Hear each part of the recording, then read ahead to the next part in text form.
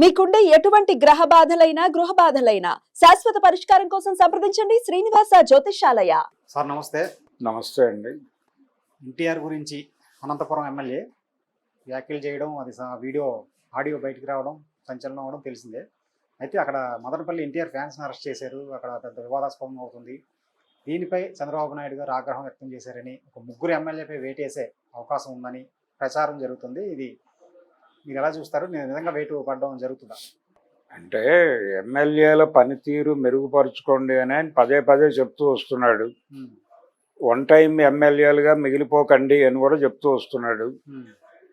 ఈ ప్రయత్నంలో భాగంగానే తన దృష్టికి వచ్చినటువంటి విషయాలు అంటే కోన రవికుమార్ ఆమ్దాల్ వలస ఎమ్మెల్యే మీద ఆయన కొంచెం ఫైర్ అయ్యాడు.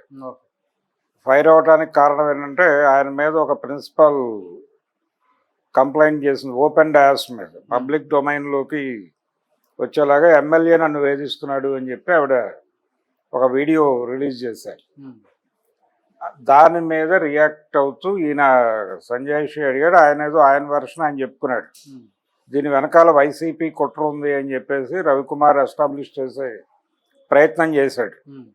ఆ ప్రయత్నంలో భాగంగా నేను అక్కడ ఫెసిలిటీస్, మహిళల కోసం ప్రభుత్వం చేస్తున్నటువంటి సౌకర్యాలని విద్యార్థినులకు అందనివ్వటం లేదు, ఇలాంటి కొన్ని ఇబ్బందికర పరిస్థితులు ఉన్నాయి కాలేజీలో. ముగ్గురు ప్రిన్సిపాల్స్తో నేను ఇది చేశాను, జూమ్ కాల్ ఏదో మాట్లాడాను అని చెప్పాడు ఆయన. ఆన్లైన్ ఇదేదో పెడితే దానిలో ఈవిడ మాత్రమే ప్రాపర్గా రియాక్ట్ కాలేదు, మిగిలిన వాళ్ళతో ఈ ఇబ్బందులు రాలేదు. ఈవిడ వాంటెడ్గానే నా మీద దాడి చేస్తోంది, అందుకని నేనేదో ఆవిడని వేధించాను అనుకోవటం కరెక్ట్ కాదు అన్న పద్ధతిలో ఆయన ఏదో వివరణ ఇచ్చుకున్నాడు. కానీ ఆ వివరణతో సాటిస్ఫై అయినట్టుగా కనిపించట్లేదు బాబు గారు. ఎమ్మెల్యేలు కొంచెం పద్ధతిగా వ్యవహరించాలంటే బయట చాలా అన్పాపులర్ అవుతున్నారు మీరు చేసేటువంటి యాక్టివిటీస్ ద్వారా. ఇది మీ సీటు మీద ప్రభావం చూపిస్తుంది. రేపు రాబోయే ఎన్నికల్లో మీకు ఆ సీటు ఇవ్వాలా వద్దా అనేది మీ పార్టీకే అనుమానం కలిగే పరిస్థితి తెచ్చుకోకండి మీరు అనే పద్ధతుల్లో ఆయన చెప్తూ వస్తున్నాడు. అందులో భాగంగా ముగ్గురు ఎమ్మెల్యేల్లో కడప ఎమ్మెల్యే ఒక ఆవిడ ఉంది. ఆవిడ మీద కూడా కొంత అంటే ఆవిడ లోకల్ బాడీస్ వాళ్ళతో వ్యవహరిస్తున్న తీరు, ఈ మధ్య కుర్చీ వివాదం ఒకటి జరిగింది అక్కడ, దాని మీద కొంచెం సీరియస్ అయ్యాడు ఆయన. మూడోది వచ్చేసి మన అనంతపురం ఇష్యూ, అనంతపురం ఎమ్మెల్యే గారి మీద గొడవ. అనంతపురం ఎమ్మెల్యే ఆయన ప్రసాద్ గారు ఆయన మాట్లాడినటువంటి ఒక ఫోన్ టాక్ అది వివాదాస్పదం అయింది, బయటకు వచ్చింది. అంటే ఆయన ఒక ఎగ్జిబిటర్తోనో లేకపోతే ఎవరో బయ్యర్తోనో మాట్లాడినట్టుగా ఉంది. అది అంటే స్పెషల్ షో ఎలా వేస్తారు మీరు అనే దాని మీద గొడవ. స్పెషల్ షో వేయొద్దు, వేసినా ఆపేయండి, ఒకవేళ పర్మిషన్ ఉన్నా ఆపేయండి అన్న పద్ధతిలో మాట్లాడుతూ అసలు అతను లొకేషన్ అనేంత వాడా, సార్ని అనేంత వాడా, సార్ని అనేసిన తర్వాత మనం ఎందుకు స్పేర్ చేయాలి, అతన్ని టెర్మినేట్ చేసేద్దాం, ఆ సినిమా ఆడదు, ఆడే సినిమా కాదది, ఇలా మాట్లాడాడు ఆయన. ఇది అభిమానుల్ని తీవ్రంగా గాయపరిచింది. ఈ ఆయన వాడిన భాషలో బుక్కా పక్కీరు అనే పదంతో పాటు కొన్ని బూతులు కూడా జోడించాడు. ఆ జోడించటం అనేది అభిమానుల్ని సహజంగా గాయపరిచింది. అయితే నేను కాదు, అది ఎవరో మాట్లాడింది, నా పేరుతో చలామణి అవుతోందని ఆయన కనిపిస్తూ ఒక వీడియో చేశాడు. ఇప్పుడు నేనేమంటానంటే కనిపిస్తూ మాట్లాడిన వీడియోని, ఈ కనిపించకుండా మాట్లాడిన ఫోన్ టాక్ ఆడియోని, ఈ రెండింటినీ కలిపి ఒక న్యూట్రల్ స్టేట్లో ఉన్నటువంటి ల్యాబ్కు పంపించి పరీక్షించి ఈ రెండు గొంతులు ఒకటా కాదా అనేది క్లారిటీ తీసుకుంటే అప్పుడు అతని మీద ఎలా ప్రొసీడ్ అవ్వాలనేది డిసైడ్ అవ్వచ్చు. ఎవరు? ఈ ప్రసాద్ మీద. ఆ ప్రోగ్రాం వదిలిపెట్టేసి ధర్నాలకి రాస్తారోకోలకి పరిమితం అయిపోతే కుదరదు, ఇది జరగాలి. దీంతో పాటు ప్యారలల్గా ఒక ప్రాపర్ ఎవిడెన్స్ని ఎస్టాబ్లిష్ చేసే పద్ధతిలో దాడి ఉండాలి. దాని గురించి ప్రయత్నం చేయాలి. ప్రభుత్వం మీద డిమాండ్ చేయాల్సింది ఏంటి? పోలీసులతో నేను కూడా కంప్లైంట్ ఇచ్చాను పోలీసులకి, దీని మీద నిజాలు చాల్చమని అని చెప్తున్నాడు ప్రసాద్. ఓకే, బాగానే ఉంది, ఆయన చేశాడు. కానీ మీరు అడగాల్సింది ఏమిటి? అభిమానులు వెళ్ళి పోలీసు వారిని, అయ్యా వారే ఆడియోలు 2, ఇప్పుడు మెడ్రాస్ న్యూట్రల్ స్టేట్ అనుకుందాం, చెన్నై, అక్కడ డిఎంకే ఉంది కాబట్టి అది బీజేపీకి ఎన్డీఏకి అనుకూలము కాదు, ఇంకెవరికి అనుకూలము కాదు, ప్రతికూలము కాదు, అలా ఉంది అది.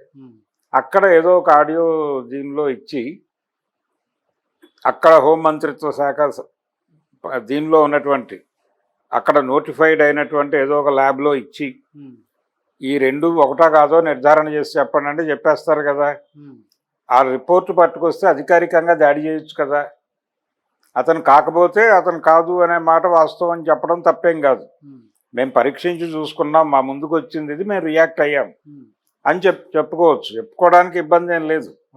మరి ఎందుకు ఈ డిమాండ్ ఎందుకు తీసుకెళ్లరు సీరియస్గా? ఈ దాడులు ధర్నాలు కంటే కూడా అది బెటర్ కదా. అప్పుడు కాన్షియస్గా వాళ్ళే కేసు పెట్టచ్చు ఇతని మీద లీగల్గా. ఈ లీగల్ ప్రొసీడింగ్స్ మీద ఎక్కువ శ్రద్ధ పెడితే బాగుంటుంది. ఈ ఇంటి ముందుకు వెళ్ళి ధర్నా చేయటం ఇవన్నీ ప్రచారంలో భాగం. ఇప్పుడు వాళ్ళు ఏమంటున్నారు, దీని వెనకాల వైసీపీ ఉండి నడిపిస్తోంది ఈ డ్రామా అంతా అంటున్నాడు ఆయన. కానీ అది కూడా బూటకం తేల్చాలి, మాట్లాడాలి అంటే మీ దగ్గర ఒక ప్రూఫ్ ఉండాలి, ఒక ఎవిడెన్స్ ఉండాలి. ఆ ఎవిడెన్స్ ఈ 2 వీడియోలే ఎవిడెన్స్, ఈ 2 ఆడియోలే ఎవిడెన్స్. ఈ రెండింటినీ పరీక్షింపజేసి నిజాలు నిర్ధారించి ఆ రిపోర్ట్ ఏదో ప్రజల సమక్షంలో పెడితే ప్రజలు చూసుకుంటారు అతన్ని ఏం చేయాలనేది. అయితే ఇప్పుడు చంద్రబాబు నాయుడు గారు కోప్పడటం రీత్యా మనకు అర్థమైన విషయం ఏంటంటే, అతను మాట్లాడిన మాట వాస్తవమే, ఆ ఫోన్ టాక్లో గొంతు అతందే అనేది చంద్రబాబు గారి మందలింపు ద్వారా మనకు కొంతవరకు రూఢి అవుతోంది, కన్ఫర్మేషన్ వస్తోంది.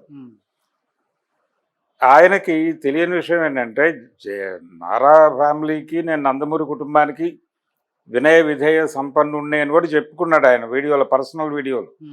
ఎమ్మెల్యే గారు నిజమే, బాగానే ఉంది. కానీ ఇతను నందమూరి ఫ్యామిలీ మనిషి మాత్రమే కాదు, ఎన్టీఆర్ అనేవాడు నారా ఫ్యామిలీకి చెందినవాడు కూడా. ఆయన మేనకోడలు కూతుర్నే చేసుకున్నాడు ఆయన. ఎన్టీఆర్ చంద్రబాబు మేనకోడలు కూతుర్ని చేసుకున్నాడు కాబట్టి అట్నుంచి కూడా బంధువే. అందుకని అతను 2 వైపులా లింకులో ఉన్నవాడు. సో మీరు నారా నందమూరి కుటుంబాలే నాకు శిరోధార్యము అన్నప్పుడు ఇతన్ని ఎలా మీరు అలాంటి పదజాలం వాడి మాట్లాడతారు ఇతని గురించి? అది తప్పు కదా. బేషరత్గా మీరు ఎన్టీఆర్కి, ఎన్టీఆర్ అభిమానులకి ఓపెన్ డయాస్ మీద సారీ చెప్పాలి కదా. ఓ ప్రెస్ మీట్ పెట్టి నేను మాట్లాడింది తప్పని అడ్మిట్ చేయండి, తప్పే ఉంది. మీరు సారీ చెప్పేస్తున్నారు ఎలాగూ. సారీ చెప్పేటప్పుడు మొదటి వాక్యం అది చెప్పి తర్వాత సారీ చెప్పేస్తే అయిపోతుంది. దాన్ని ఎందుకు ప్రొలాంగ్ చేస్తున్నాడు ఆయన? ఎవరో దాడి చేస్తున్నారు, ఆ వాయిస్ నాది కాదు, ఇవన్నీ మాట్లాడుతున్నాడు ఆయన. ఇప్పుడు ల్యాబ్ రిపోర్టు కనుక అతనే అని నిర్ధారిస్తే ఏం మాట్లాడతాడు అనేది ప్రశ్న. సో అక్కడ దాకా తెచ్చుకోకుండా ఉండాలి, తెచ్చుకున్నాడు, అయిపోయింది. ఈ కండిషన్స్ ఇలాంటివన్నీ అక్కరైపోతున్నాయి వీళ్ళ ఓవర్ యాక్షన్ల వలన అనే ఉద్దేశంతో ఫోన్ టాక్ ఎంత జాగ్రత్తగా మాట్లాడాలి. ఫోన్లో అవతలోడు రికార్డ్ చేస్తుండగా అర్థమవుతుంది అవతలోడు రికార్డ్ చేస్తున్నాడు అనేటప్పుడు మీకు ఒక మెసేజ్ వస్తుంది. కొన్ని ఫోనుల్లో రాకపోవచ్చు, కొన్ని ఫోనుల్లో వస్తుంది. అలా వచ్చినప్పుడు నువ్వు కాన్షియస్గా మాట్లాడాలి. కాన్షియస్గా కాకుండా నీ ధోరణిలో నువ్వు వెళ్ళిపోయి నీ స్వామి భక్తి పరాయణత చాటుకున్నావు. సార్ని అంటాడా అని, లొకేషన్ సార్ అని ఆయన యువతల వాడిని ఇష్టం వచ్చినట్టు మాట్లాడి ఈ వ్యవహారం నడిచిన పద్ధతి ఇదంతా చూస్తే అతనే ప్రసాదే అనేది నిర్ధారణ అవుతోంది. కాబట్టి ఇప్పుడు ఎలాంటి నిర్ణయం తీసుకుంటాడు చంద్రబాబు వీళ్ళ ముగ్గురు మీద? వీళ్ళ ముగ్గురులో సీరియస్ కేసు అయితే ఇటుంది, అనంతపురంది. సరే, ఆ ఆమ్దాల వలసకు సంబంధించి అది వేరే గొడవ. అది ఆయన ఎమ్మెల్యే స్ట్రేచర్ని పడేసుకుంటున్నాడు అనేది గొడవ. అంటే స్కూల్ ప్రిన్సిపాల్ బహిరంగంగా చేసినటువంటి ఆరోపణల నేపథ్యంలో ఆయన విచారణ సీఎం గారు చేసి ఏదో క్లారిటీ ఇచ్చి క్లీన్ చిట్ ఇచ్చి పంపించేస్తాడు అనుకుందాం. పోతే ఇది కీలకం, ఈ జరుగుతున్నటువంటి అనంతపురం గొడవ. కడప కుర్చీ గొడవ ఆవిడతో కూడా పెద్ద ఇబ్బంది కాదు, అది కూడా మందలింపులతో అయిపోయేది. కానీ ఇది మందలింపులతో మాత్రమే అయిపోయే పరిస్థితి ఉందా అనేది డౌట్. ఎందుకంటే ఇక్కడ జూనియర్ ఎన్టీఆర్ లింక్ అయి ఉన్నాడు ఈ ఎపిసోడ్లో. ఇప్పటికే తదనంతరం జరిగినటువంటి అతను మాట్లాడిన తర్వాత ఏది అనంతపురం ఎమ్మెల్యే గారు మాట్లాడిన తర్వాత అనేక మంది తెలుగుదేశం కార్యకర్తలు దానికి రియాక్ట్ అవుతున్న పద్ధతి చూసి కూడా ఆయనకి ఏవగింపు కలుగుతోంది ఎన్టీఆర్కి. ఇది ఎక్కడైనా బరస్ట్ అవుతాడా ఆయన అనేది ఇప్పుడు చర్చ. ఇప్పటి వరకు ఎక్కడా కూడా ఎవరు ఎన్ని విధాల ప్రొవోక్ చేసినా తను ఓపెన్ అయి మాట్లాడట్లేదు, సైలెంట్గానే ఉంటున్నాడు. ఇక్కడ కూడా అతను అన్నదేం లేదు వాస్తవానికి. అతను చాలా ఓపెన్గా ఒక మాట అన్నాడు, మన్ని ఎవరు ఆపలేరు అన్నాడు. అది వాళ్ళకే ఎలా ఆపాదించుకుంటారు వాళ్ళు? పేరు పెట్టి చెప్పేవాడు కదా అయి ఉంటాయి. తర్వాత ఫ్యాన్స్ ఏదో అరుస్తున్నారు, అరుస్తున్న ఫ్యాన్స్ని కంట్రోల్ చేయడానికి ఆయన నేను వెళ్ళిపోతాను అన్నాడు. వెళ్ళిపోయేటప్పుడు వాళ్ళు అన్నమాట జై బాలయ్య అని ప్రచారం జరుగుతోంది, కానీ ఆడియోలో అదేమి వినిపించలేదు. కాబట్టి ఇలాంటి అభూత కల్పనలు అనేకం చలామణి అవుతున్నాయి ఆ ఎపిసోడ్ నేపథ్యంలో. వాటన్నిటిని నిజాలు అనుకుని మీ ఇష్టం వచ్చినట్టు రియాక్ట్ అయిపోతే ఎలాగా? అందుకని సీరియస్గా అతని వాయిస్ని ఒక ప్రాపర్ ల్యాబ్కి పంపించి అతన్ని నిలబెట్టాల్సిన అవసరం అయితే ఉంది రోడ్డు మీద. ఎవరిని? అనంతపురం ఎమ్మెల్యే ప్రసాద్.